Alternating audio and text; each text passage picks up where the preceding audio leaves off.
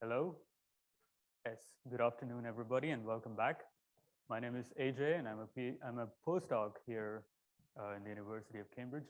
And I have the delightful job of keeping you awake throughout this afternoon for the next 6 virtual papers. But luckily, all of them are very good papers, and one of them is really, really good, but I won't tell you which one it is. So without further ado, the first remote paper is presented by Ola Shorinwa, Distributed Contact-Implicit Trajectory Optimization for Collaborative Manipulation. So the presenter is ready. Can we move?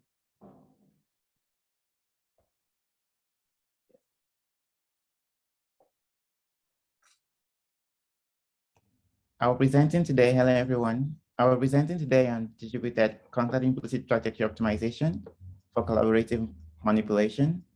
This is work conducted with Dr. Schweiger. So today, the study of the art in collaborative manipulation often involves a group of robots rigidly attached to the object you're trying to manipulate and moving the object within the scene from an initial position or location to a desired position. This is visualized in the videos on the slide. So in this case, you have a group of 4 robots manipulating the truss object here. They have to remain rigidly attached to the object while moving the object to the desired location. That also occurs in the second video, where you have 4 circular robots manipulating the box in the video. However, for us to really achieve highly dexterous manipulation of different objects, we would like to do away with rigid attachment to an object to be able to allow for a more diverse set of interactions with the object. At the same time, in the discipline of robot locomotion, we have robots that are able to accomplish highly agile manipulation or highly agile movements. So you can see this in the videos in the slides. You have different robotic systems able to navigate in an environment by being really agile, planning for contact, and also planning with reference to the contact forces involved with the environment. So with this in mind, I basically focused on developing a contact-implicit trajectory optimization algorithm that enables robots to plan for contact with the object, enabling the robot to make and break contact as needed in order to accomplish a diverse set of interactions by manipulating the object. This is going to allow robots to be able to more efficiently interact with the environment, without having to necessarily remain rigidly attached to the object during the whole duration of the manipulation task. And to this end, I developed the algorithm decoupled for collaborative manipulation by a group of robots. At the other hand, contact-implicit trajectory optimization is often very difficult to accomplish because of the very non-smooth constraint model as well as objective formulation involved in the problem. This has to do with the many numerical optimization methods require objects to basically to have smooth gradient to be able to allow for the optimization to be performed in real time.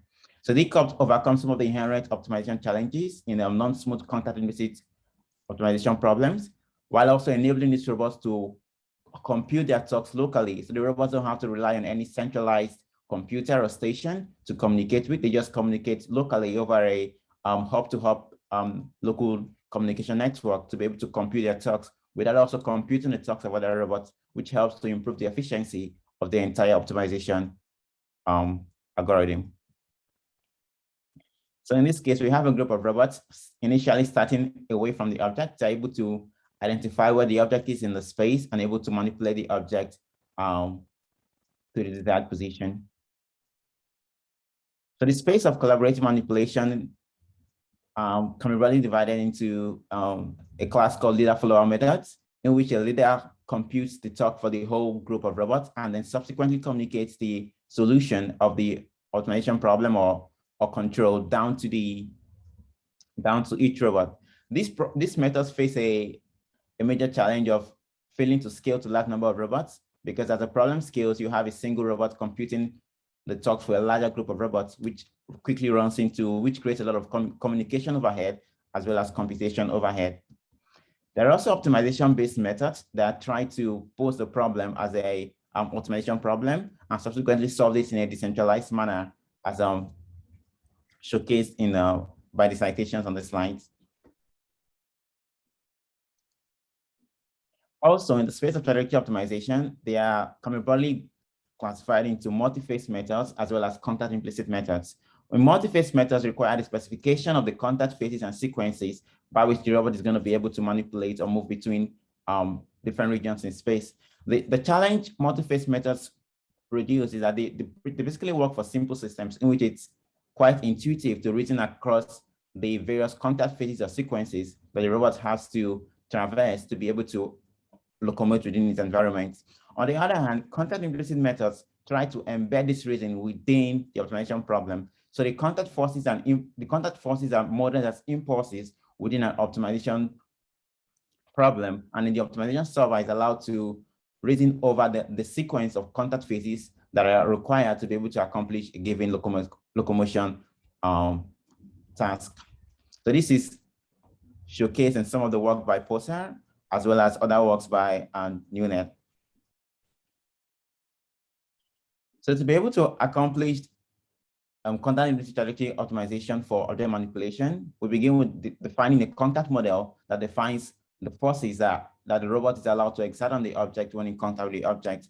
In this case, we use a complementarity constraint to be able to capture the contact dynamics of the object. So from a high-level point of view, we can reason that from the constraints on the slide, we have that the robot is able to apply the contact force Ci if the distance function between the object and the robot is 0, which is represented by this complementarity constraint in the slide.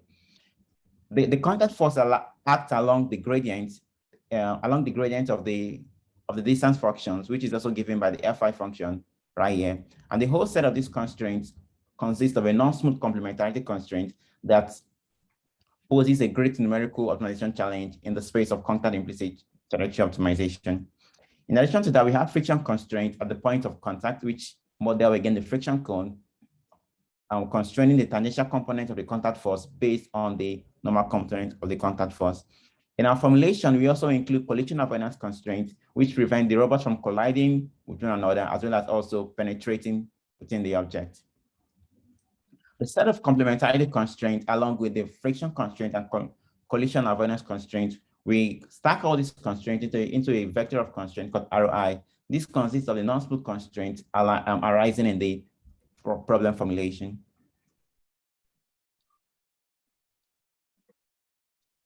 We also consider the dynamics of the dynamics model of the robots as well as the objects using an augmented dynamics function, where M here represents the inertia matrix of the robot and the object, and G represents the nonlinear dynamics term. So we think about this, including the Coriolis effect as well as the centrifugal forces on the system. We also capture the gravity effects in the G function.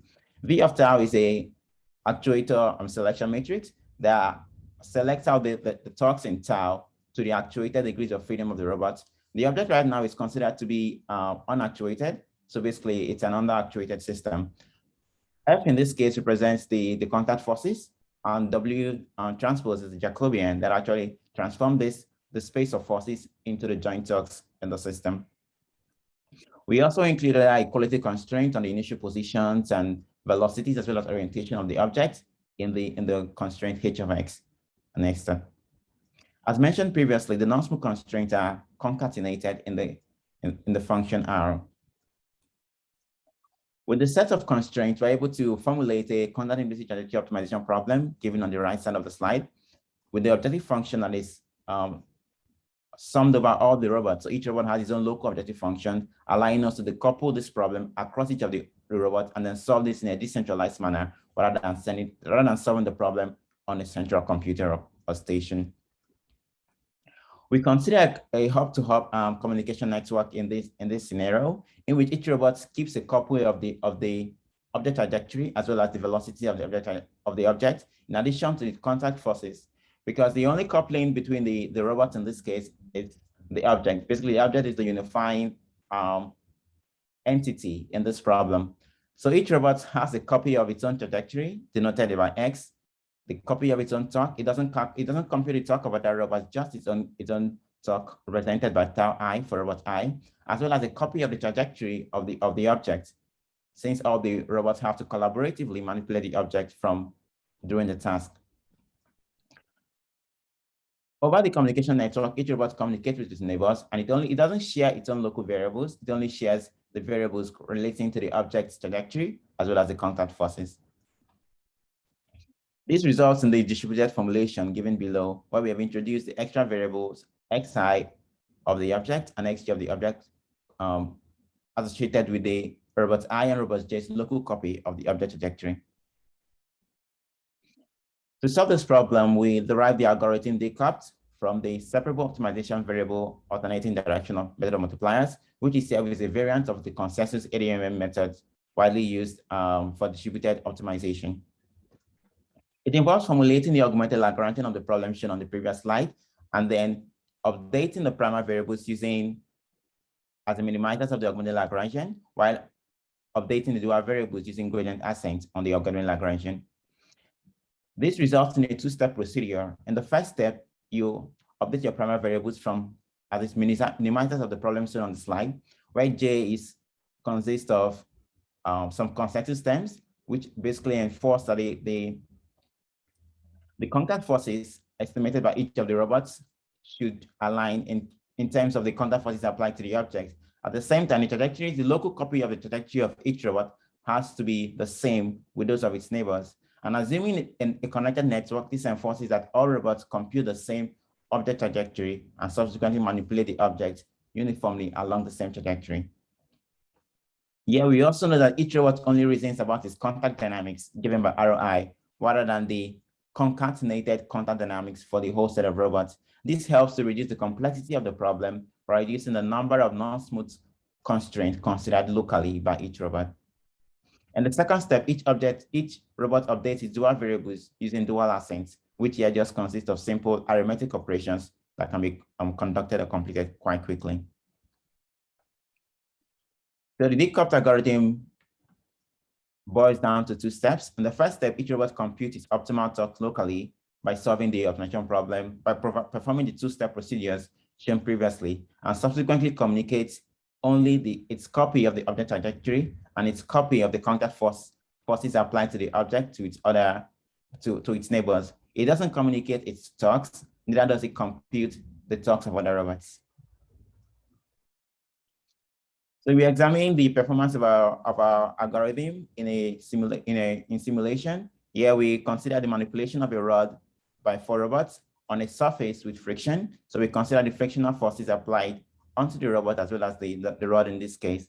Yeah, we use a quadratic cost to try to incentivize the minimization of energy. So we're trying to minimize energy consumption.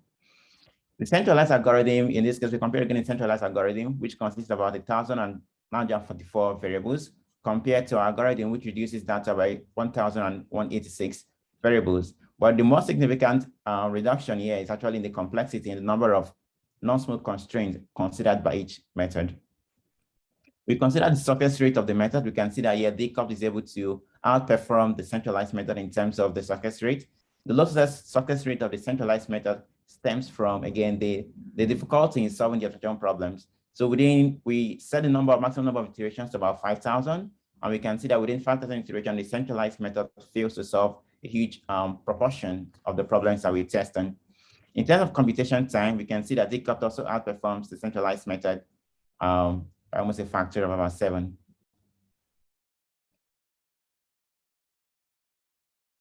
And so in the video, we can see the robots able to make contact with the object. They start out without being in contact with the object, and they're able to manipulate the object down to the desired location.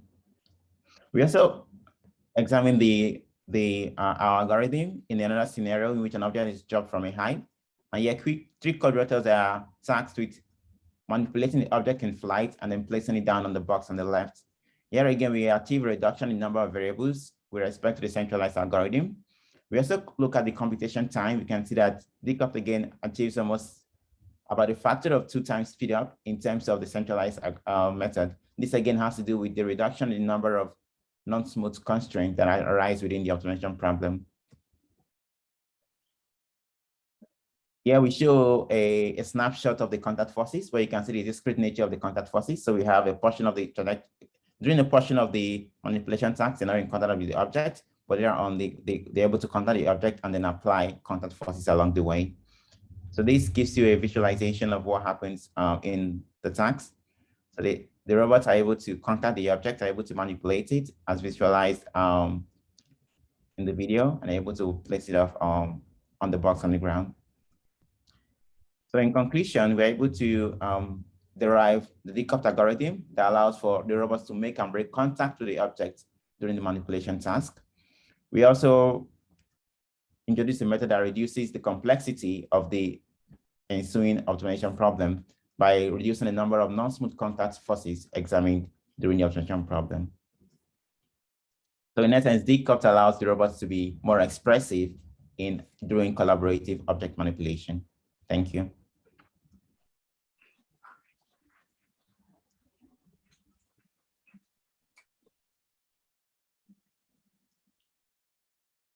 Are there any questions from the audience? We probably have time for one.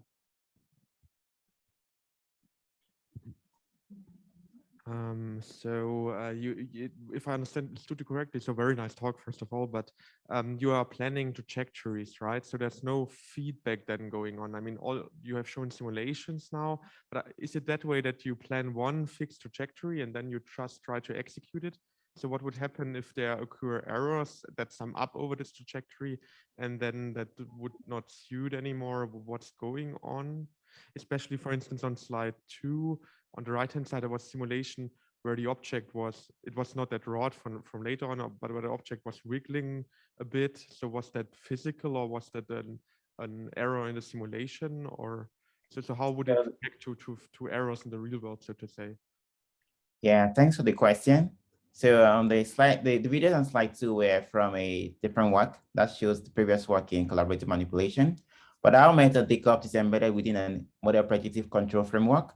So the robots compute a solution for planning trajectory, they execute only the first output, so they apply only the first talk in the sequence of talks computed locally by each robot, and then repeat the decoupled algorithm at each time instance within the problem. So this allows the whole framework to deal with basically modeling errors that might arise during the automation problem, and also allow it to provide more robustness during the application of the tasks. There is another question in the chat, but Ola, I encourage you to answer it in the chat because we're running short of time. Yeah, so in terms of the ADM algorithm that we use separable optimization variable ADMM, which is a variant of consensus ADMM. So within the consensus ADMM iteration, you basically have to run a couple of embedded iterations until convergence. So you perform the two-step procedures repeatedly until a certified convergence threshold is met, which could be a maximum number of iterations or just in terms of the differences between each robot and its neighbors' consensus terms. You can elaborate more on the chat if you like. The next paper in our list is role discovery in observed multi-agent systems over time through matrix factorization. And it is presented by Brian Reily. Brian, are you ready? Yes. Just trying to, I don't know if I can turn my video on now that I'm sharing. Sorry, just one second. There we go. Thank you. I'm here to talk about our work on role discovery. I want to thank my co-authors with Army Research and the University of Denver for their help with this. And so the central motivation of our work here is that if we want to interact with a multi-agent system, we need to understand its internal structure in order to effectively interact with them. And this can be difficult. Multi-agent systems can be very hectic and have these internal relationships that we can't directly observe. If we consider this swarm of quadcopters in the right, we can observe where they're going and how they're behaving, but we don't know which ones are subservient to other ones, or which ones are in charge, or which ones are in teams. But to effectively interact with a multi-agent system, we want to know what roles they're playing. This allows us to maybe say which groups of agents will behave similarly. if these 4 quadcopters in the top right are all playing the same role, they're probably going to behave similarly. If we're looking at a self-driving car and we're trying to understand pedestrians on the sidewalk, if we can understand that some of them are about to play the role of crossing the street, we can predict their behavior. We can also use roles to prioritize interaction if we know that one role is more important in the system, things like that. And so our work, we present a novel approach to understanding the structure of a multi-agent system by discovering these roles that are present in the system. And we rely solely on observations of the multi-agent system. So there's no internal data. We only look at where they are and some observed attribute about them. Our approach is able to accurately identify which agents share roles. And a key thing is able to discover the number of roles present in the system. And given the observations, it's proven to converge to the optimal solution. So a quick overview of our approach. We start out by constructing unified representations of the system at discrete time steps. So at each step, we observe the system and we build a graph describing the relationships. Then we learn an optimal unified representation that combines these representations at different time steps into a single representation of the multi-agent system. Then we're able to learn an optimal shared role indicator matrix U, and this has the probability that 2 agents will share a role. And then we're able to factor this into a role probability matrix that says this is the probability that this agent is playing this role. And from this, we can discover role assignments and discover the number of roles in the system. So to go into a bit more detail, first representation. So we first define a feature based on an agent's relative position. And the way we do this in the paper is that agents that are a similar distance d from the centroid C would have a low feature separation from each other, thinking that agents that are centrally located would behave similarly and agents that are located on the periphery of the system would behave similarly. So we calculate the centroid, calculate the distance of each agent from this, and then the feature separation is based on this. And then we also incorporate observed attributes. And this could be an agent's behavior. This could be a visual feature about the agent. And we do this in Z, and we calculate the distance between these observed features. And we can balance the importance of these. Or if we don't have observed attributes, we can completely eliminate them with this alpha parameter. So then we learn this optimal unified temporal representation, we call it, this calligraphic A in the bottom right. By combining all of these and learning an approximation that best represents them, using these time decay weights to say more recent observations are more important. So then we go into role probabilities. We first use an optimization-based approach to select minimum cost agent pairings. When we talk about minimum cost, we're selecting, trying to select agents that are most similar to each other based on the features we've described. We do this with the element-wise sum of an element-wise multiplication. So in our shared role matrix U, each element corresponds directly to a relationship in this A matrix. And with these constraints, we're constraining U to be this bistochastic matrix. We can consider every element in U to represent the probability that agents share a role. And then we factor this shared role matrix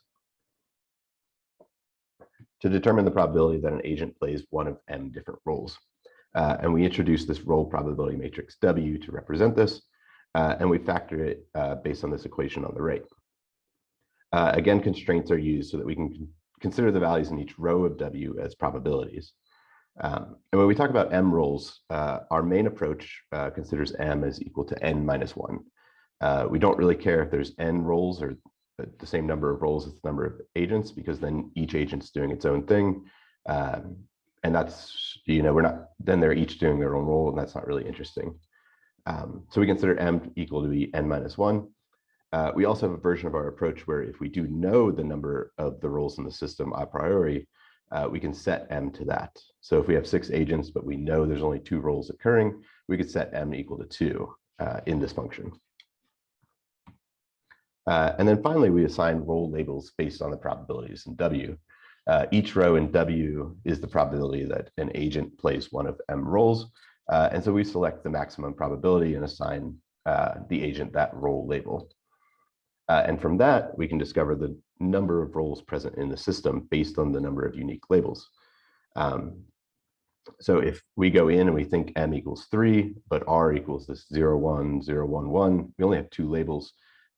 So our approach would say there's only 2 roles present in the system, not the maximum number 3 that we came in thinking was possible. So to evaluate our approach, we use 2 multi-agent data sets.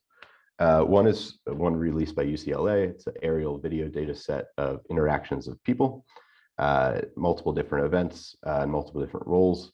An example event would be something like a group tour. And in this event, there's people acting as guides and people acting as tourists.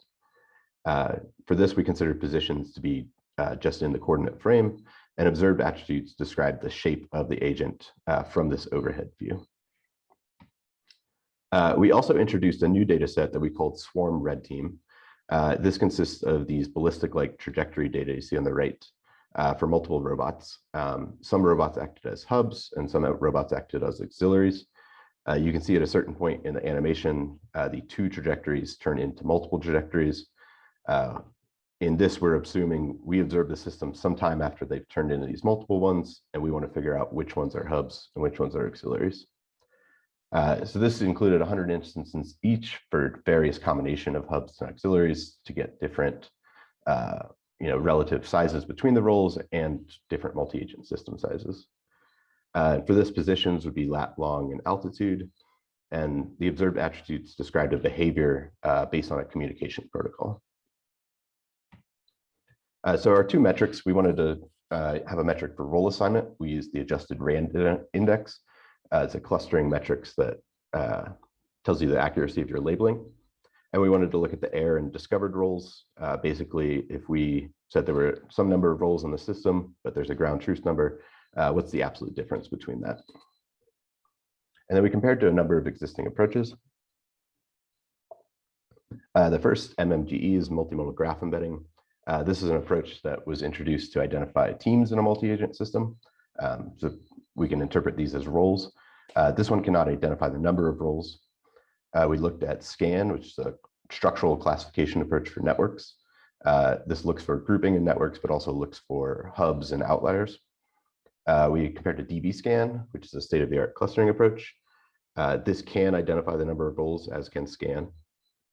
And then we also evaluated against k-means, which is obviously a widely known clustering approach, which cannot identify the true number of roles. So we only looked at the RAND index again.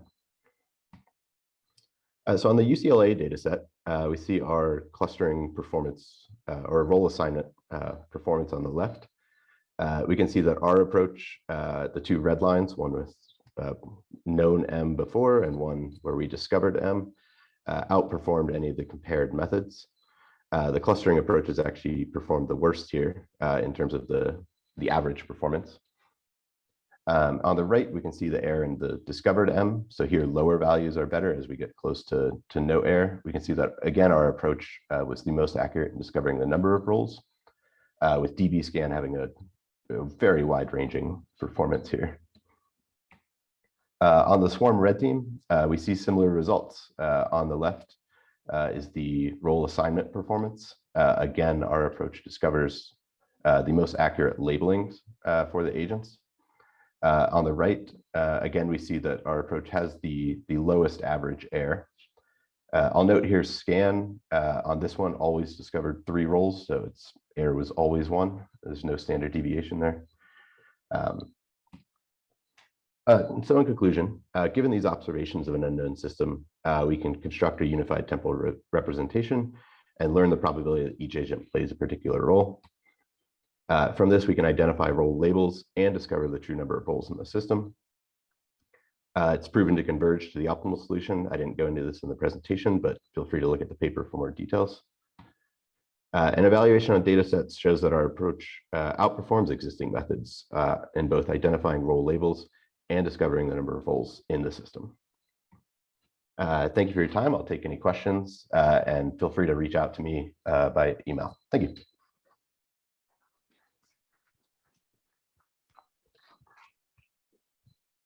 Thank you, Doesn't look like there are any online questions. Any questions from the audience? Maybe one very quick question.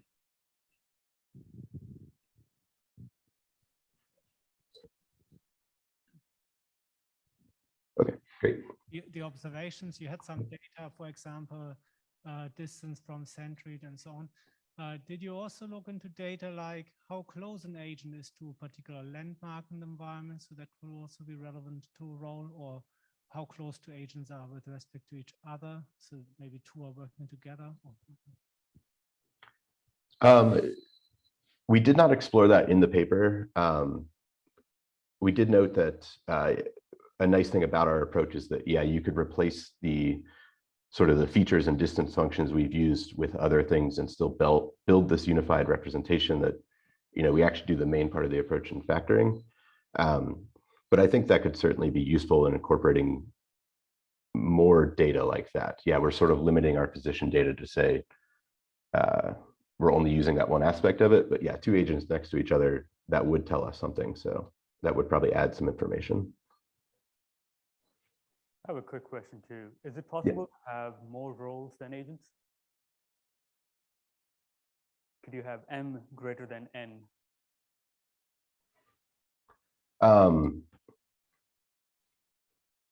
I guess in that sense, it might be possible. It wouldn't be interesting because then you would have roles that no one is actually acting as, unless you get into the sense that an agent is playing multiple roles, which is something we're looking to explore in future work. But if M is greater than N, then we sort of have unused roles.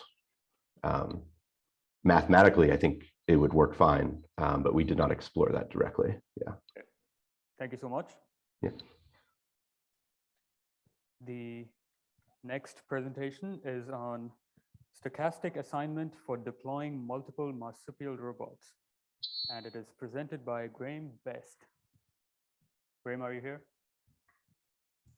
I am. Can you hear me? Yes. Take it away.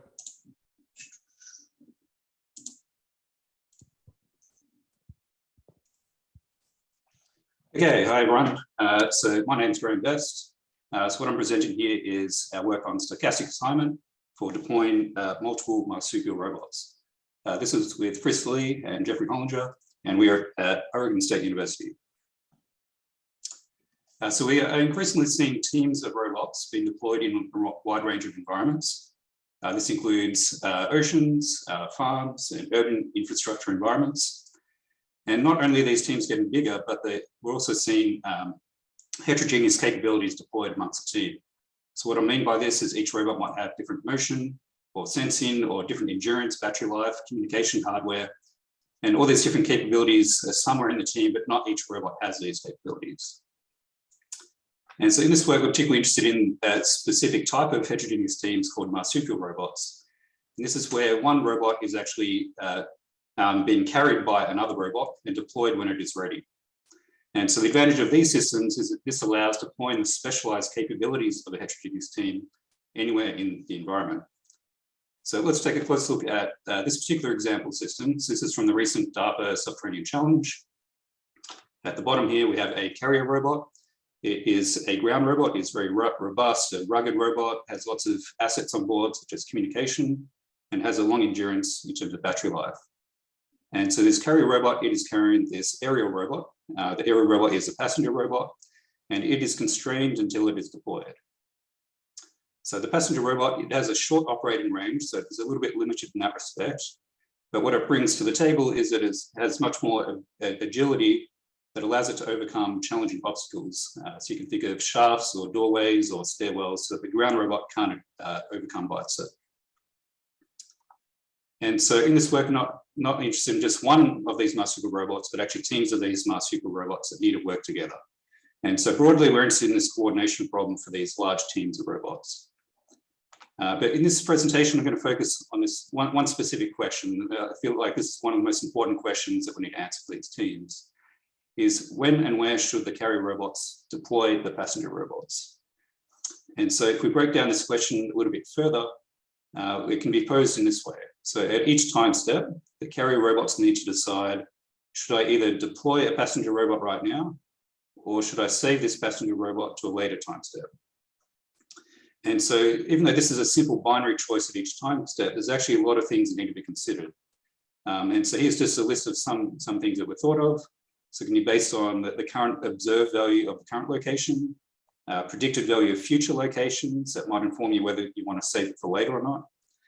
You also want to consider what other robots have you already deployed, how many robots do you have that haven't been deployed yet, and the mission time. And so all these variables make this problem quite complex. You need to reason over these different variables to make this simple binary yes or no decision at each time step. So just briefly, unrelated work. So largely in fielded systems, these decisions are being left to human operators. This works in some cases, but generally the human operator won't have access to, or the situational awareness to be able to make these decisions effectively.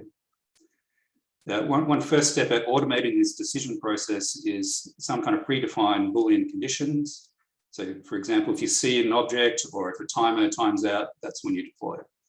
But these types of policies don't really reason over the future value of these decisions. This third point here, this is our recent work called sequential stochastic assignment problem. And it's a formulation of this problem that does allow reasoning over the future value of these decisions. So it has that advantage. The disadvantage is that it only works for a single carry robot system. And so what I'm looking at in this work is, can we generalize this to multiple carry robots working together? And so to do so, we're going to combine this SAP approach, which I'll talk a little bit more about in a minute, with a multi-robot version of multi-color tree search. So let's define this problem a little bit more formally. So we have this environment on the right here. The deployment locations are revealed sequentially as the robot moves through the environment. And at each location has a deployment value we're going to call X. This X can mean many different things depending on the application. One example is X might be the number of frontiers in that area. And we also have a prior distribution of X, which describes our belief of what that X value might be at future time steps. An example of that is a Poisson distribution, but we're not limited to that. Now also, so we're interested in multiple carrier robots working together. And so in this example here, we have 3 carrier robots, which are the 3 trajectories, and some of their deployment locations overlap. And so this is not great because that would mean our passenger robots are exploring the same area. And so we introduce conflicts at any of these locations where they overlap. And so whenever any of these conflicts occur, rather than getting the value of X at the reward, we're simply going to divide by P, which is the number of conflicts that occurred at that location. So this incentivizes robots to point at different locations and not on top of each other. So now let's state the problem. So we want to select a set of deployment locations such that the expected sum of rewards is maximized.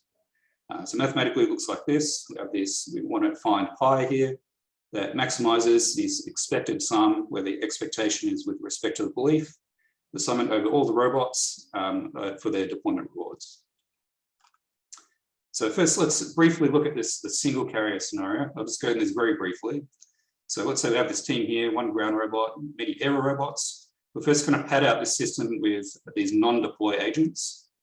And each location is revealed one at a time. And at each of these locations, we need to either deploy them, need to assign them to either a deploy or a non-deploy agent. And this determines when we're either going to deploy or non-deploy throughout the mission. And so it turns out there's a mathematical model that describes this, which I'll just state very briefly. This equation on the left is this recursion relationship. And it turns out, even though it looks complicated, there is a nice dynamic programming solution to this that can be solved efficiently. So this is from our prior work at ICRA this year, but I'm going to use this in a minute. So let's come back to it in a second. So now let's look at the multi-carrier scenario. So now we have multiple carriers working together. And what makes it interesting is these conflicts mean that we need to solve this joint problem. We can't just treat each one independently. And so we looked at multi-color tree search to solve this, this generalized problem. MCTS is a tree search algorithm, does bias random sampling, has some nice properties, it's anytime online. And what we'll see in a second is it can incorporate problem-specific heuristics. So MCTS looks like this. There's 4 main steps. We select part of the tree, expand that part of the tree. We have this simulation step, which predicts the reward of that part of the tree. And this backpropagation stores statistics from that part of the tree. And these statistics then feedback into the selection steps so that you're learning which are the interesting parts of the tree. So that's standard MCTS. And so the main change that we make here is rather than using this random default policy, is we're going to use this SAP policy that I just introduced for the single robot case. And that's going to be a strong and efficient heuristic. So it's not optimal in this case. It's optimal for the single robot problem, but it's not optimal here. But it still acts as a strong and efficient heuristic. So what can we say about this algorithm? So it's anytime we expand some subset of the full search space and has some optimality guarantees borrowed from the standard MCTS. You can look at the paper for more details on this. Okay, so in terms of our experimental results, so we have the simulation scenario here on the right, where a marsupial robot team explores an urban environment. The reward function we define as being the deployment value is the number of exploration frontier cells in proximity to a location. So that's an indicator for how much new information can be discovered there. For our prior belief, we use a Poisson distribution with a known rate. So we compare our approach to a standard MCTS with a random policy. We also have the single robot SAP, which ignores the conflicts, and we also compare to the random deployment policy as a baseline. So in this graph, what's happening here is that we can see our proposed method shown in black, it outperforms these other methods. And this particularly occurs as the number of conflicts increases. So this is, as a problem becomes more tightly coupled, then our approach has benefits over the comparison methods.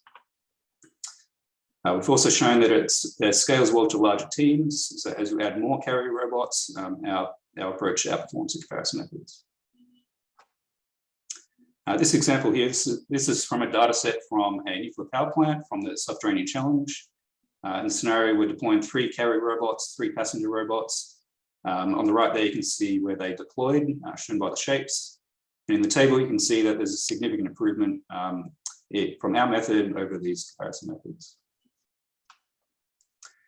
Okay, so to wrap things up, in future work, one thing we'd like to look at is decentralized solutions. Everything I presented here is centralized, but we're also interested in decentralized solutions as well.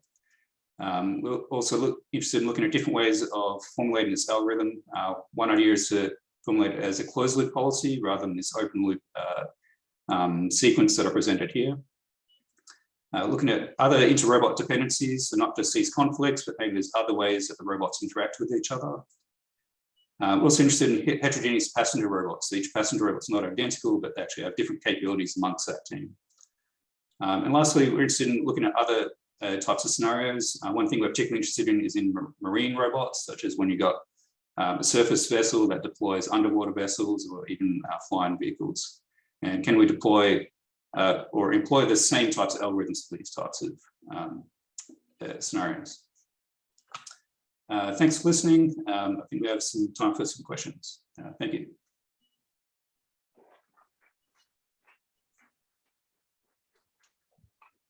Thank you. Doesn't look like there are any online questions, in-person questions. Yes. Thanks. Great talk. Apologies if you mentioned this and I was zoned out at that point in time, but in the cost function, when you're looking at, your cost or reward for everything, are there any advantages to the transport vehicle to not having the smaller vehicle on board, for example, like power savings or something like that you account for? You're talking more from an application point of view or from the algorithm point of view? I guess from the algorithm point of view, are there any constraints on the cost function that would prohibit that sort of thing, or any other? I hadn't thought about that one. So basically, then there would be an opportunity for the ground robot to have an aerial robot that doesn't get deployed. In our cost function or in our reward function, the reward's always additive. So you're going to benefit by, you're never going to have negative reward by deploying. So if you did have a negative reward by deploying, I think that could be achieved by introducing extra dummy variables. So there's an option at the end of either saving it or deploying. I think that wouldn't be too hard to incorporate, but I haven't really thought about that before. Okay. Thank you very much. Totally fair. Thank you. The next presentation is on learning robot swarm tactics over complex adversarial environments. And it is presented by Souma Chowdhury. Souma, are you with us? Yep, I'm here. Yeah. Take it away. Thanks, everyone. Thanks, Ajay, for the introduction. Really glad to be able to present this work to all of you, at least virtually. So this work, learning robot swarm tactics over complex adversarial environments, kind of represents the culmination of our larger project under the DARPA offset program, where our role was mainly, so it's basically a program that looks at designing swarms and swarm behavior and experimenting with swarm behavior for various applications within the urban combat scenario. Our role was to mostly look at, can we use machine learning based AI to learn tactical decisions that connect the high level mission objectives to the low level swarm behaviors. That was the role of our project. And we'll be talking about that in this paper. This was a fairly large project across 4 different groups led by me, Karthik, Hassan, and Dave, with various students involved. The ones that were involved in this work particularly were Amir, Hemant, Prajit, Apurv, Litan, Pam, and Joe. So with that,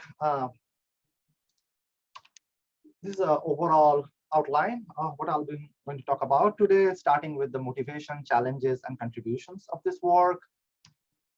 As probably all of us here are well aware of, swarms of large number of ground and aerial robots have been touted to be the future of various applications such as disaster response, pollution cleanup, and various combat or military applications as well, where the advantages are envisioned to be better time efficiency, better resilience and fault tolerance to individual losses, hopefully cheaper than sophisticated standalone alternatives, and also hopefully they will be more generalizable and task adaptable than current solutions.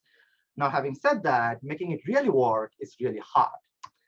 And what I mean by that, one important distinction to make is we are focusing on kind of real world applications. And the way they differ from a lot of the work in the robot swarm domain is a lot of the work in swarm robotics, including our own work over the last 10 years, focuses on monolithic swarm behavior. For example, for foraging, aggregation, or simple task allocation, target tracking, and so on. When you're talking about more real-world application, it often requires different types of behavior to be combined. It requires different types of robots to be combined, which makes it much more harder.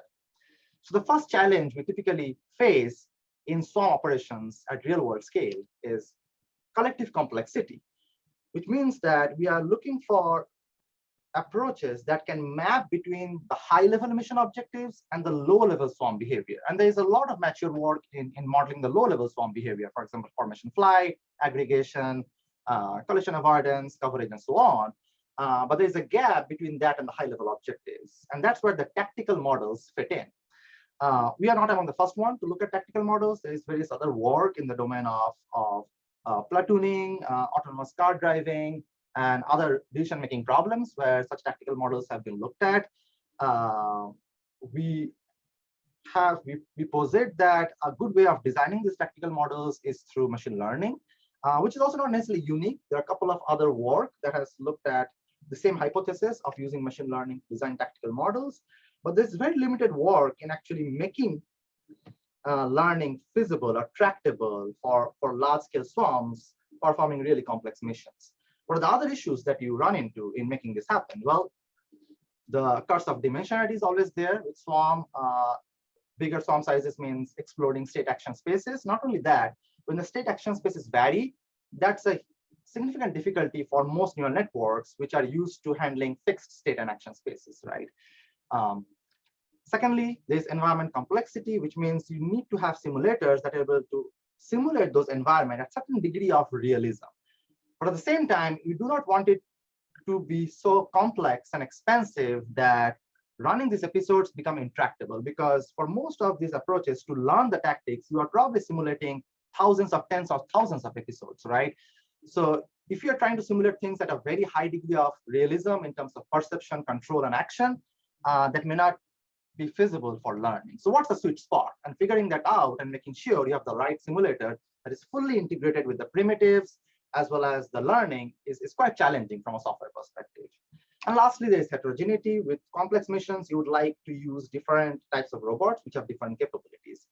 There is a fifth aspect to it, which presents its own challenges. In most real-world missions, you expect a human decision maker to be also in the loop. So you have human-swarm interaction. However, that is not, although that was an important aspect of our overall project, that's not a part of this particular paper. So I'm not going to talk about it, but if you want to learn more on our work on human-swarm interaction, I would encourage you to visit our papers in IEEE SMC, presented both last year and this year. Moving on to our contributions in addressing some of these challenges. Our contributions are threefold. Firstly, we have a particular way that we're abstracting the tactical model that connects the high-level mission objectives to the low-level swarm behavior. The second contribution, which is probably the most important, is how do we encode or abstract the state and action spaces or the input and output spaces of the policy model, okay, so that it becomes tractable to perform learning in a time-efficient way, and the learned models can generalize transient scenarios. And third was more of the practical contribution of making this all work. This had a lot of moving parts. You had a swarm simulator. Actually, there are multiple swarm simulators that we used with different degrees of fidelity that had to be connected. There are visualizations that have to be connected to swarm primitives, running things like formation, flight, path planning, coverage, and so on, and then to the standardized AI libraries for reinforcement learning and neuroevolution, which are our main methods for learning those tactical policies. Now, before I talk about the key elements of our contributions, let me give you some context of the problem that we are solving here. So essentially, the problem as defined by the DARPA offset program involved an urban environment with 4 to 8 city blocks. This is an example of the Camp Leschi, where we had the field experiments for this program. So the overall goal is there are various buildings here, and what is known a priori is 3 of the buildings are potential target buildings, which contains a target objective, like a victim that you want to find. You do not know which among the 3 has the true target, right? So the whole job of the swarm is to figure out the true target among those 3 buildings in the shortest amount of time. But while doing so, also mitigate the number of casualties. The reason we have casualty of our swarm agents is because there are different types of adversities. There is smoke, which reduces visibility and speed. There are enemy units, which are static and dynamic, that can neutralize our units. Also, our units have some ability of neutralizing the enemy units as well. But what makes it interesting is figuring out that balance between being aggressive, engaging with the enemy, and finding shortest paths, versus being cautious and avoiding the enemy, which leads to longer paths and longer time to complete the mission. At the end, that might still be more effective, because if you can avoid enemy, you suffer less casualty. So you might have more UAVs and UGVs left to complete the mission. So what is the right balance? And that's very difficult to figure out intuitively or heuristically. And that's what the tactical models are learning by running these episodes. Our team comprises of about 12 to 36 UAVs of 2 different types, and 6 to 24 unmanned ground vehicles of a single type, which are divided into 3 UGV squads and 6 UAV squads. And they have different capabilities, which I'm not going to go into details of. This is the overall framework. The center portion kind of represents the computational framework. And just to give a perspective of how it works. So this is a candidate policy model that embodies the tactics. So as a neural network, now this neural network, which embodies the tactics model, reads in the current state. Okay. The form in which it reads the state has to be the abstracted form, not the raw form, which means the raw state of the robots, the location of the robots, the location of the enemy units, the location of the targets, and so on, have to be abstracted to an embedding which can be fed in an efficient way into the candidate network. Now, based on that state information, the candidate network, which is a policy model, decides the actions. Now, again, these are the raw actions, these are the abstracted actions, which now have to be de-abstracted by the action manager, right? Meaning that the abstracted actions have to be converted into like tasks or go-to operations for the individual robots. In this case, we work at the scale of squads as opposed to robots. And then once we know that, then those actions have to be executed through the primitive manager, which works with the simulation environment, but the primitive manager is running various primitives such as task allocation, path planning, formation control, which are the three that are used in this work. However, our overall environment can also do coverage, search, target tracking, and other types of primitives as well. So now let's talk about the main core aspects of this overall framework. Starting with the SWAMP primitives, we have three major primitives that we are using in this work. There is a basic task allocation primitive that mainly divides robots into idle and busy robots. Then there's a path planning primitive, which figures out how each UAV and UGV squad will go to their destination point.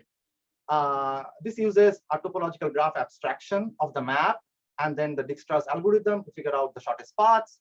However, the advancement that we made to this primitive was how making this primitive adaptive to those adversities. So by assigning different weights to edges and nodes, we can adapt the Dijkstra's algorithm to find out not only shortest paths, but cautious shortest paths, or overtly cautious shortest path, or aggressive shortest path, and so on, right? So we can basically make it adversity adaptive. Finally, there is formation control, which is essentially preserves the formation with which the squads of robots have to travel the path given by the path planning algorithm. And we basically did an implementation of Chia's work on formation control, which uses different potential field concepts, which is fairly standard. One of the key aspects was the input encoding. The baseline is no encoding, where we are using the location of the robots and targets naively, which does not work very well from what we saw from our early learning experiments. Instead, we use the input encoding. The first aspect of the input encoding is the map abstraction. So we abstract the map as a topological graph. There's various advantages to that. It makes it dimension agnostic. It allows us to extract points of interest through Pareto filtering, and it also makes it easier to do that adversity adaptive path planning that I talked about. Now, based on the map, the graph abstraction of the map, we do clustering of the robots depending on the type of robots, their location, and whether they are idle or currently doing a task. Then those clusters are embedded on the abstracted map in terms of more meaningful features. What are those meaningful features? To extract the meaningful features, we do a Pareto filtering of the points of interest. So not all locations, all nodes, which represent buildings, via points, adversities are important. So based on the target buildings and the location of the dynamic adversaries, we extract the non-dominated filtered set of points, which is called the Pareto points, or the points of interest. And then the state of the squads or the clusters are represented relative to those points of interest, which becomes meaningful features and helps speed up the learning process.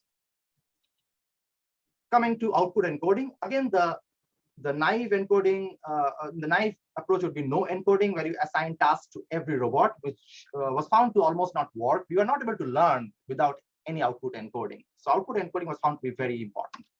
So the way we do output encoding is we dynamically group the robots with the same clustering concept that I talked about. Once we do that, the output encoding has three aspects.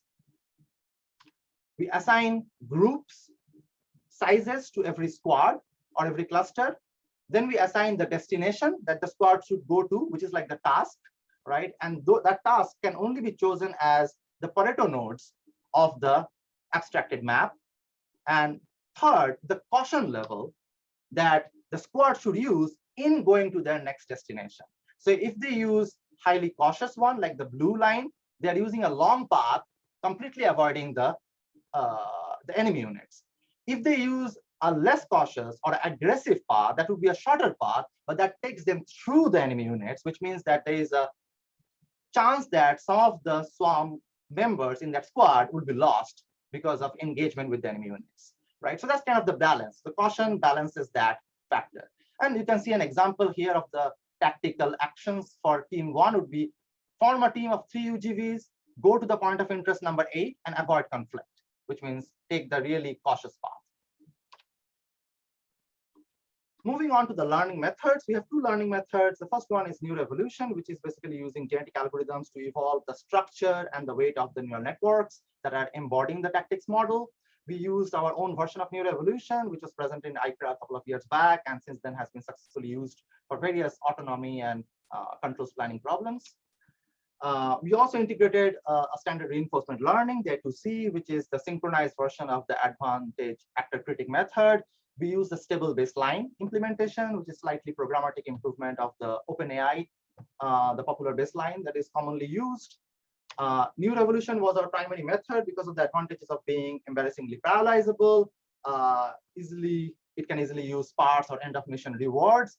And thirdly, because we had our own code, it became easier to integrate it with all the other moving parts like the primitives and simulator and so on. And as you will see later on, the A2C results will be slightly poorer because it was an integration that was done very close to the paper deadline. So we had to put some constraints on the number of training samples and the runtime of the A2C that we could do for the final paper version. This is kind of the overall software framework. I won't dwell on it, but this kind of covers all the main aspects that I talked about so far.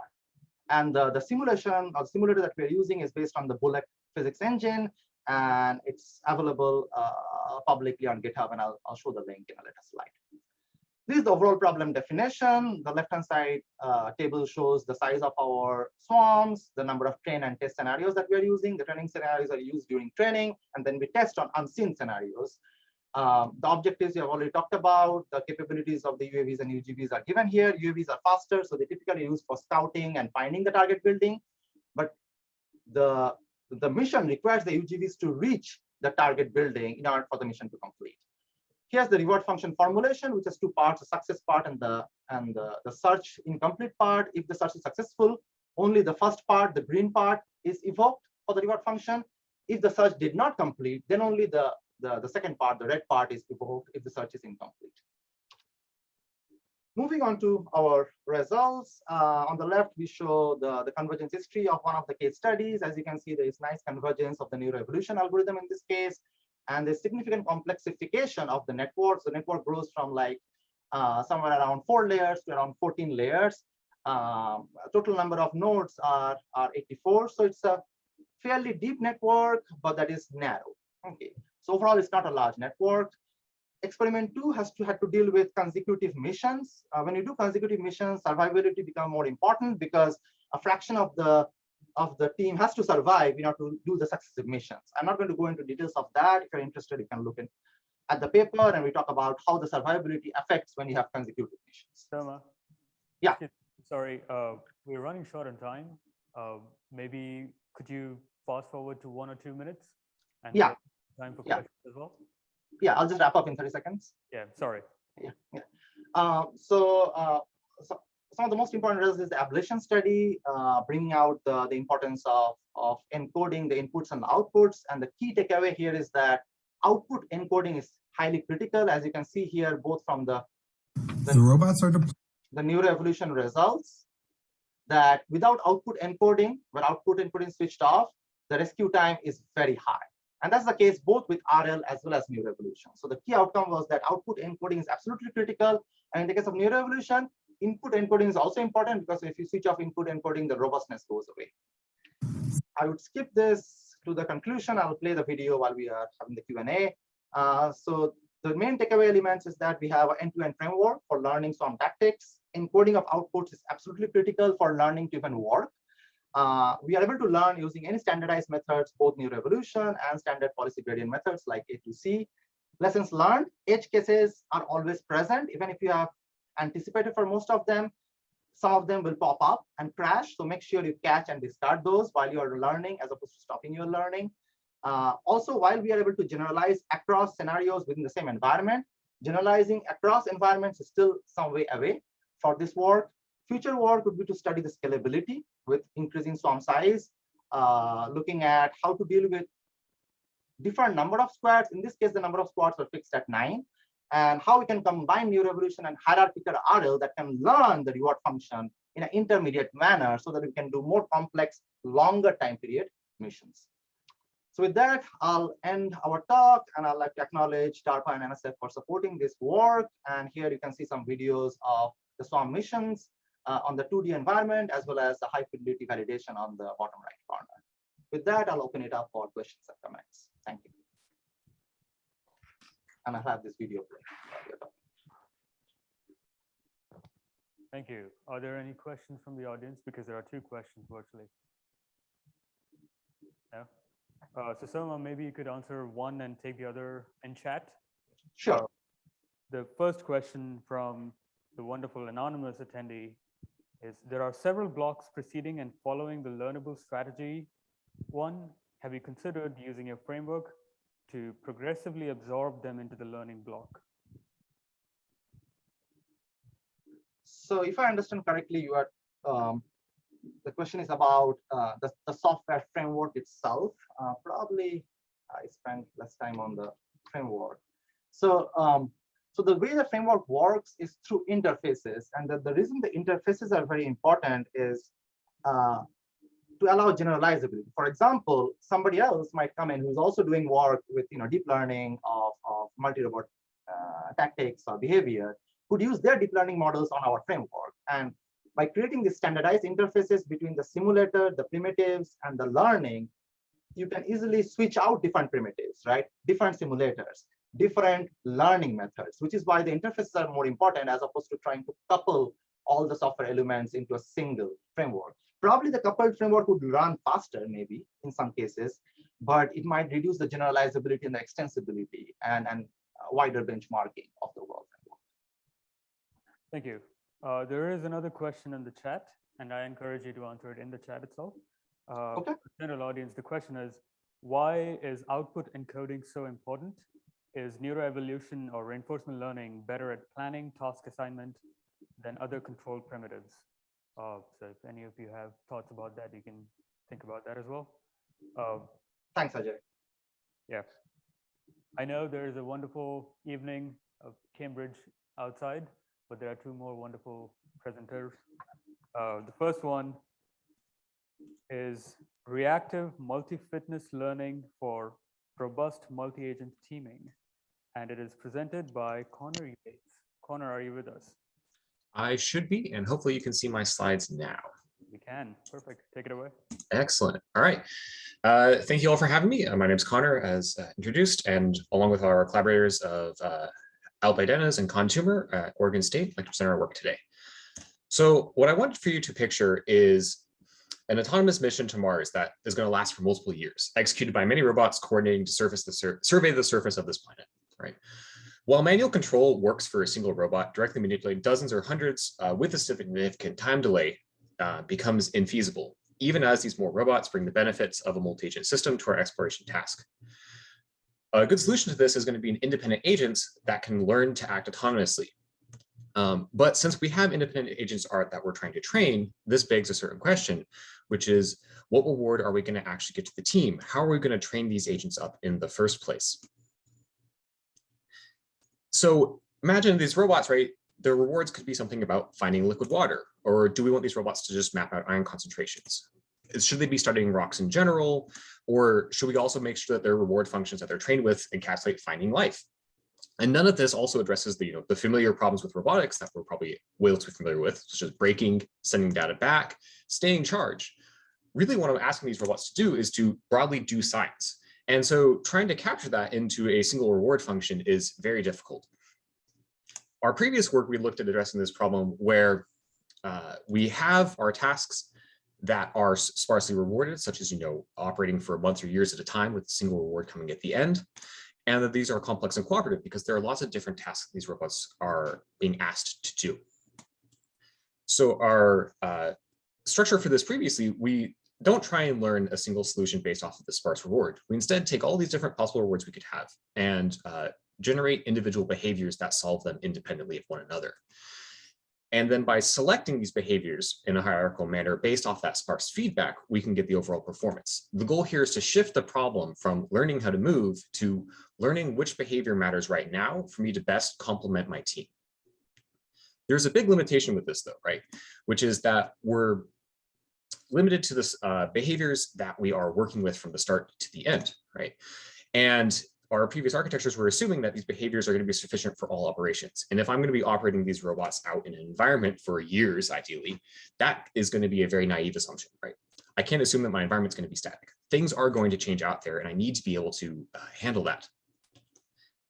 So what we want our agents to be able to do here is to choose a good behaviors and still operate as that team while their environment's changing around them. So the naive answer to this is, well, we need to change these behaviors. So we'll modify them while they're out deployed in the field. And we look at two core problems with this. The first being, okay, I have a set of behaviors that I'm operating with. How do I know which one actually needs to be modified? And then secondly, how do I go about that process? So looking at this first problem, how our reactive multi-fitness learning looks at these individual behaviors and decides upon which one to work with is by analyzing local rewards that were used to train those behaviors. And I'll give a brief overview and then walk you through an example in the next couple of slides. So we analyze these local rewards through a three-step process.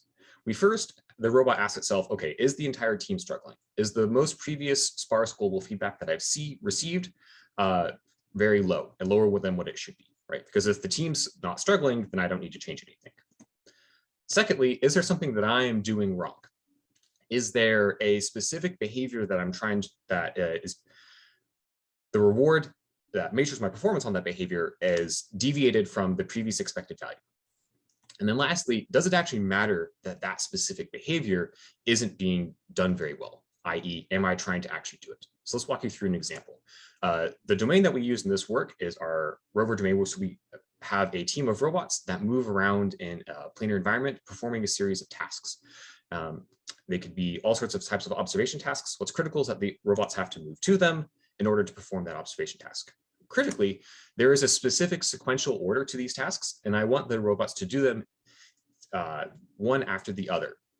And that sparse feedback is what reinforces this order to them, because the order is not known to those robots ahead of time. That's what they learn during their training stages. But most critically, this reward is very sparse, because what I'm going to tell them is that, okay, I'm only going to give you a positive feedback signal for observing this sequence if you do it perfectly.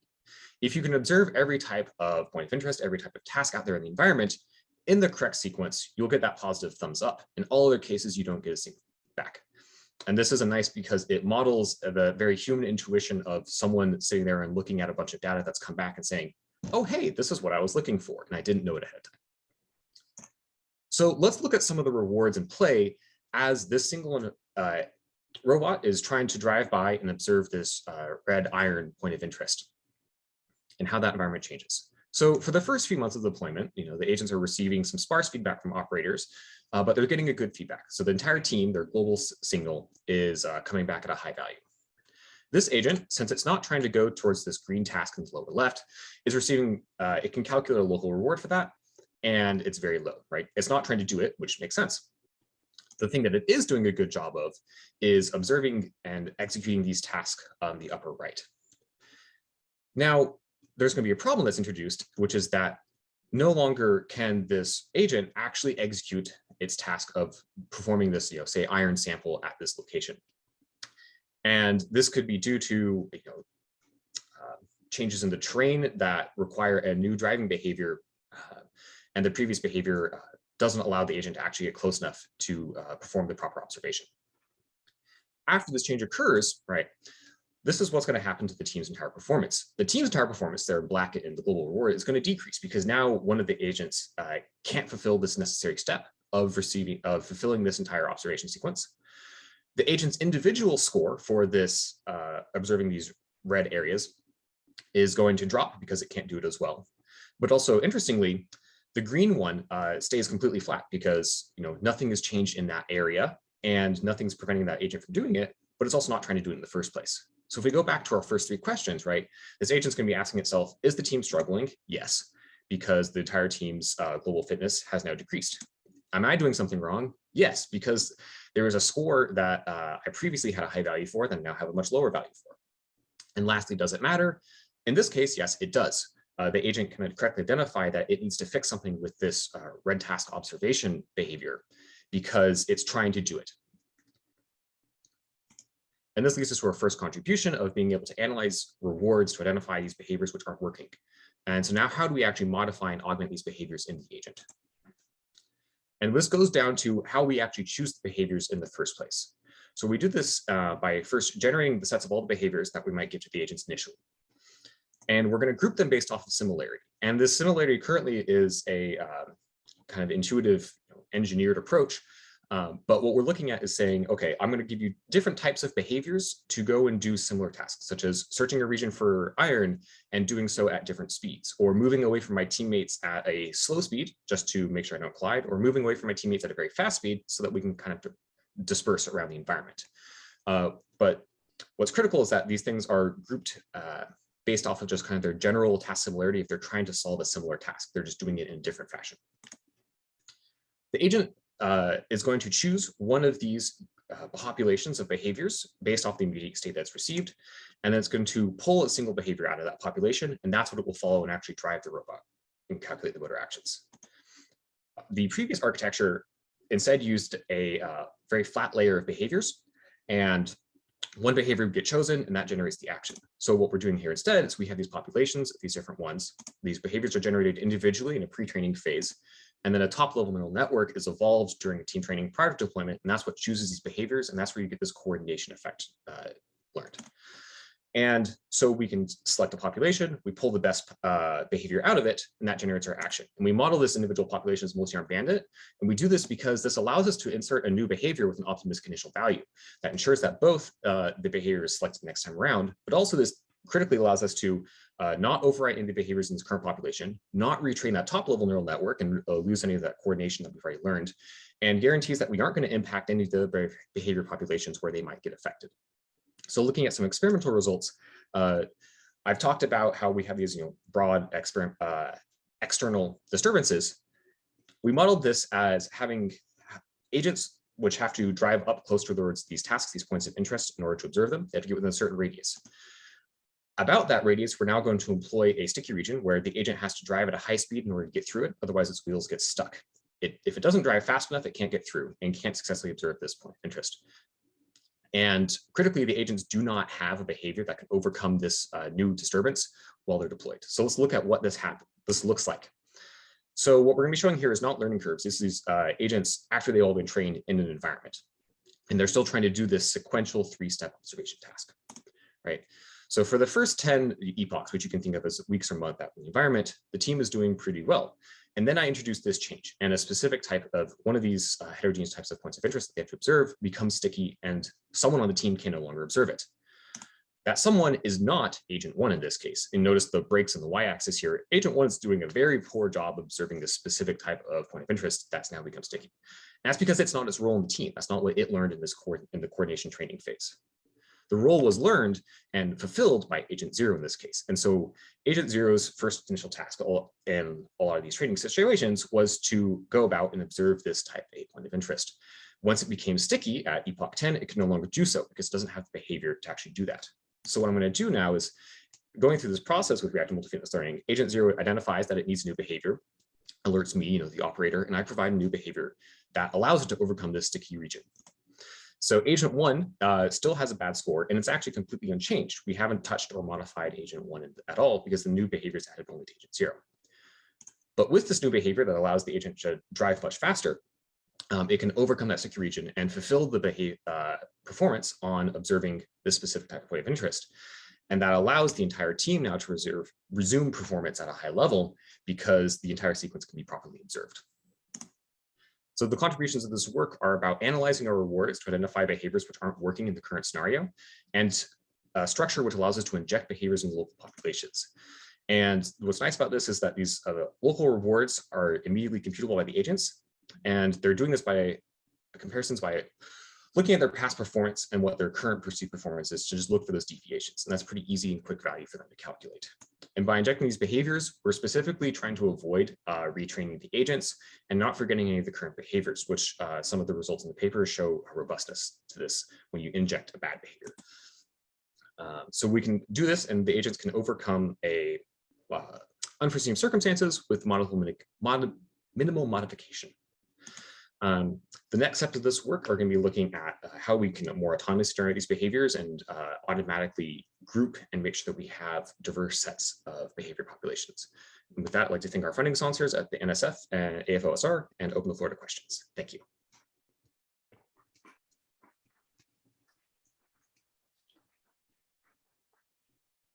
Thank you. Any questions from the audience? Maybe one? At least one. Right. So this seems to have some relation to multi-objective decision making. Can you comment a bit on that, please? Yes, that's a very good analysis there. So what we wanted to look at with this is, and specifically in contrast to multi-objective decision making, is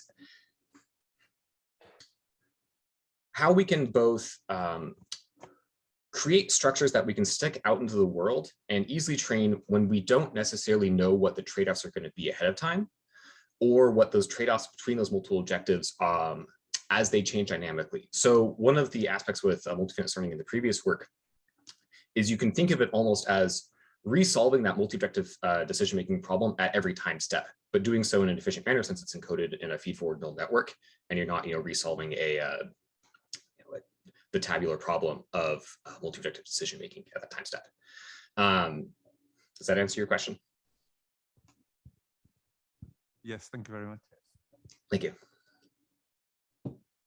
Thank you. No further questions? All right.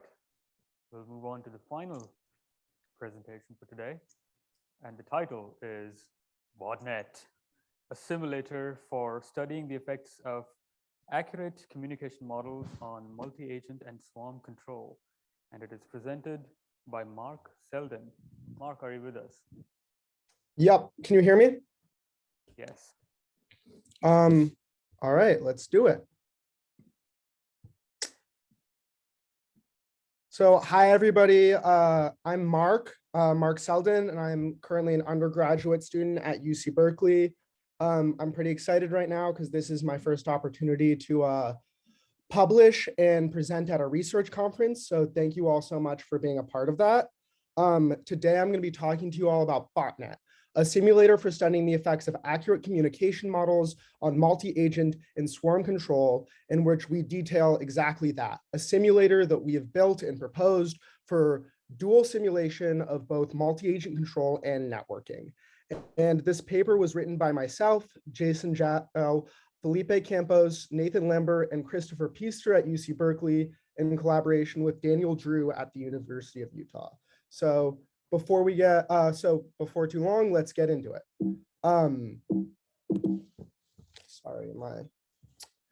So the first natural question we have to ask ourselves is, why simulate multi-agent control in the first place? And I think I'm probably preaching to the choir here, but we view multi-agent control as a potentially disruptive field with use cases ranging from exploring Mars to IoT farming to firefighting.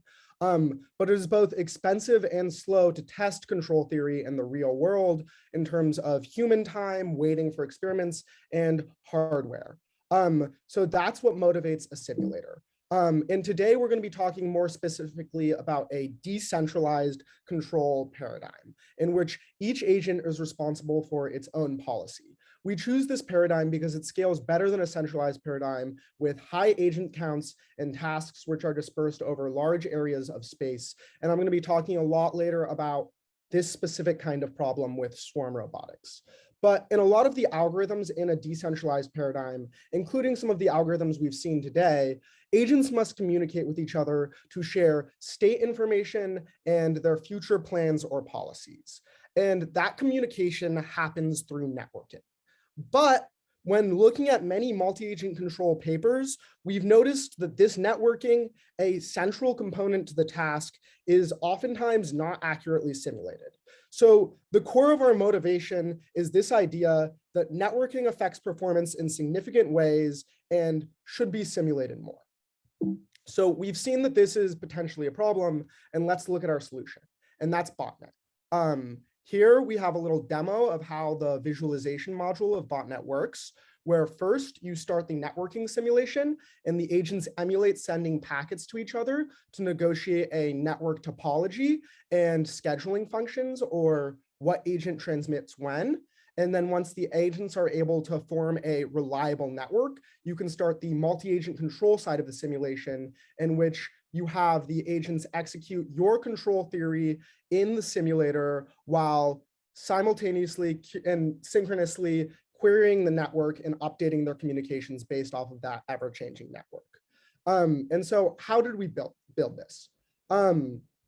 the way that we built this was we ended up building off of existing simulators and simulating frameworks and extending and synchronizing two previous simulators. For the physical side of the simulation, we leveraged SwarmSim, which is a lightweight abstract Python simulator for drone swarms. And on the networking side, we used the 6-TISH simulator, which stands for Internet Protocol version 6 time synchronized channel hopping. We thought that this specific kind of network would be a good candidate because it is low cost in both terms of compute and power, while creating RF or radio frequency mesh networks that are IEEE standards compliant. And then so when designing and building this simulator, you naturally have to make trade-offs between different strengths and weaknesses of the simulator. And when building our simulator, we had to ask, what's important to us for BotNet to be able to do? And what we came up with was first, scalability, because we want to be able to use BotNet, not just to simulate 5 agents or 10 agents, but up to hundreds or thousands of agents. Second, extendability, because we want this to be a tool for the community. And we don't just want it to have the functionality that we build in, but we want you and other community members to be able to build their own functionality that they add onto the simulator if they need it.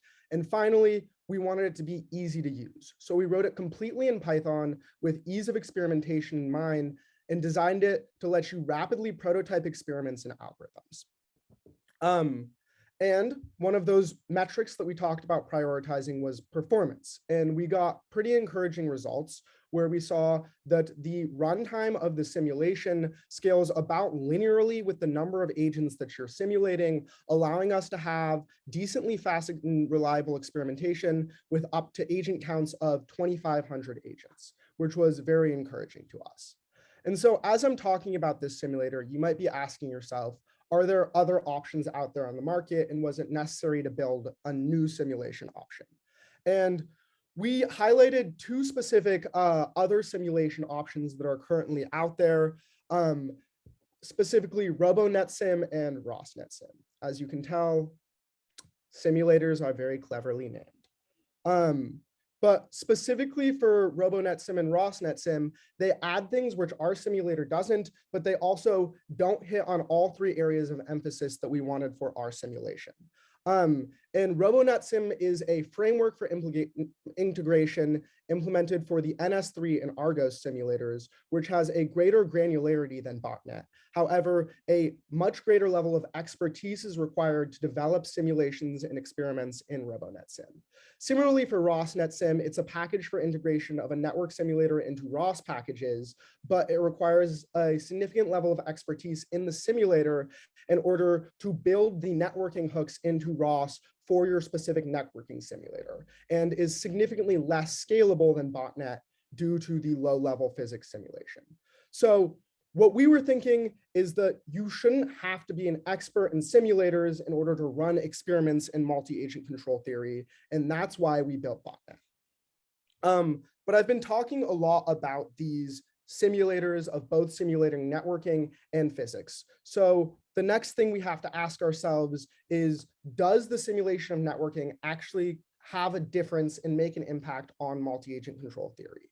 And the intersection between networking and control theory is both vast and an open area of research. Different networking components ranging from topology to scheduling functions can affect control theory performance in different ways. But today we're going to be focusing on network propagation models as a case example for why accurately simulating networks is important. And by a propagation model, I mean what mote can communicate with what other mote with what reliability given 2 distances. And there's several ways that we've seen propagation models modeled in the literature. Working from left to right, we first see a line of sight model in which one mote can communicate with any other mote that it sees. Next, we see a unit disk model in which motes can contact any other mote within a given radius, and then a probabilistic disk model in which the signal deteriorates proportionally with distance from the sending mote. But in reality, none of these models end up being realistic. Past work has taken data from real-world RF sensor networks and found that these 3 models are far from reality, and a more realistic model looks closer to this model of experimental randomness that we see in here. And so that realistic propagation model is generated a little something like this. First, you take the free space transition loss model as an optimistic best case for unobstructed transmissions. And then you take a pessimistic case that is 40 decibels lower than that optimistic upper bound before randomly generating a value between the upper bound and the lower bound, which allows you to map that specific separation to a received signal strength indicator and packet delivery ratio, or essentially the strength of communication. And so we started running a series of experiments in BotNet with accurate networking simulation on the effects of using different propagation models on classical tasks of control theory. And the first task that we ran these experiments on was flocking. And what we found aligns pretty well with intuition, that if you have a more optimistic model for network propagation, then you get faster average flock velocity and better flocking performance than if you have a realistic or a more pessimistic model. Once again, the headline here is that networking has a significant impact on the performance of your control theory algorithms. Then we extended these experiments to formation control. At the far over here in the slide in figure A, you can see what these experiments look like, where first you initialize a series of agents into a random assortment, and then they must communicate with each other to form a line or a different formation. And what we found with these experiments aligns with the flocking results, where the more optimistic communication propagation model you had, the less residual error you had in that final convergence, and the faster those agents were able to converge to their steady state. Once again, showing us that if you want to have more accurate results in your control theory, you need to have more accurate simulation of the networking. So we can also see this visually and see kind of what this looks like in actual application. And so on the left here, you're going to see a fully meshed or more optimistic communications model. And then on the right, you're going to see communications models which are more pessimistic. And what you'll notice is that as you have the more optimistic communication models, the formations will converge much cleaner, whereas they will be fractured and agents will be left behind when you have less optimistic models. First, we see line formation. Next, we can see circle formation where it fragments due to the less optimistic propagation model. And then finally, we can see an X formation that moves, and with the less optimistic model, you see agents left behind. But honestly, you shouldn't just take my word for the fact that this simulation is important and the fact that networking is important. We want you to try this for yourselves because we built the simulator with ease of use for the community in mind. So check out the GitHub, try the simulator, and it's going to be pretty easy to implement your control theory and see the effects of accurate networking on the tasks that you're doing. Thank you all so much for listening to my presentation, which has gone over the allotted time. And once again, a big thank you to Jason Zhao, Felipe Campos, Nathan Lambert, Daniel Drew, and Christopher Peaster. I open the floor to questions.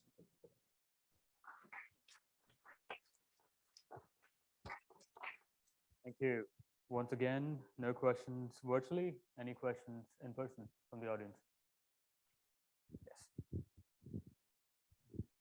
Yes. So a quick thank you for the great talk. It's an important issue. So that's how do you communicate with your communication simulation? Because for me, an ideal scenario would be if I could use the same communication interface as a real world hardware. So then I could, and then if that would just delay or delete some messages or whatever, because if I need to write a monolithic simulation code where I can't use my usual robot logic that it's distributed running in multiple programs, then again, I have even a code divergence between experiments and simulations. So ideally, I would want that it has the same communication interfaces, that it just does something with my messages. I don't know, delays them or loses them. How does that work? Yeah, so there are a couple things at play here. The first is that if you have an existing simulation option, once again, we made our simulator with extendability and ease of use in mind. So we have completely separated the module for control simulation and networking simulation and made it an easy API interface for a networking simulator to control the control simulator or the control simulator to control a networking simulator. So you can like plug and play. Additionally, the way the BotNet currently works is that it is simulating 6-ish standard compliant networks in which we are fully emulating what would actually happen on hardware. So there's full packet simulation and then simulation of those radio waves being sent around and applications like running on hardware simulated in the current simulator we have. If you use a different networking scheme than this, obviously this isn't really going to apply. And there were the other two options that we highlighted where if you work in ROS, then you could implement with those hooks with the other simulation option, or you could, if you have a simulation option for your networking schemes, it would be easy to take out the 6-ish side of our simulator and put that in. You would just have to kind of change the config file that your simulator reads in from. Excuse me, there is a similar question in the chat. It says, how do you specify or customize inertial properties for the robot simulation from Jacopo? And I think the answer is very similar. You can answer in chat, I suppose, or do you want to quickly answer that question? How do you specify or customize inertial properties for the robots? For the robots, no, they're not identical for all agents. So you can do a couple of different things. Currently, what we have is we have a couple of different options ranging from like point mass to second order dynamics. But we have a pretty simple agent interface in which in Python, you can specify your own kind of agent. And at the beginning of a simulation, you can set up like an initial scenario in which you spawn however many different kinds of agents with different properties that you want. And the way that the simulator loads is it initially loads that scenario and then starts running through a main loop where it runs the control updates and simulation. Great. One more question from the audience. Hi, Mark. First of all, a great talk.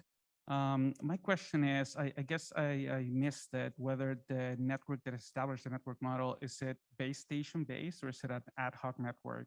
And if it is an ad hoc network, what is the routing protocol that the network uses to distribute the packets?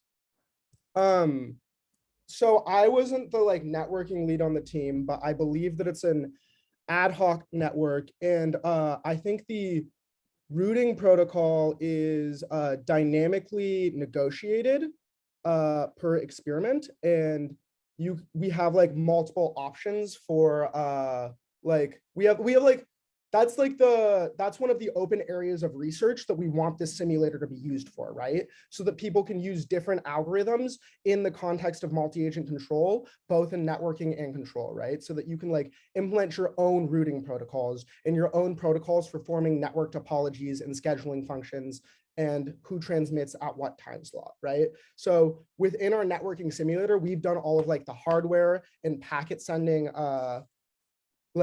simulation, and then networking researchers can leverage the simulator to implement different routing protocols. Thank you. Okay, thanks again, and thank you to all of our presenters, virtual, and all the audience. You guys are the best audience in the world. Thanks, everyone.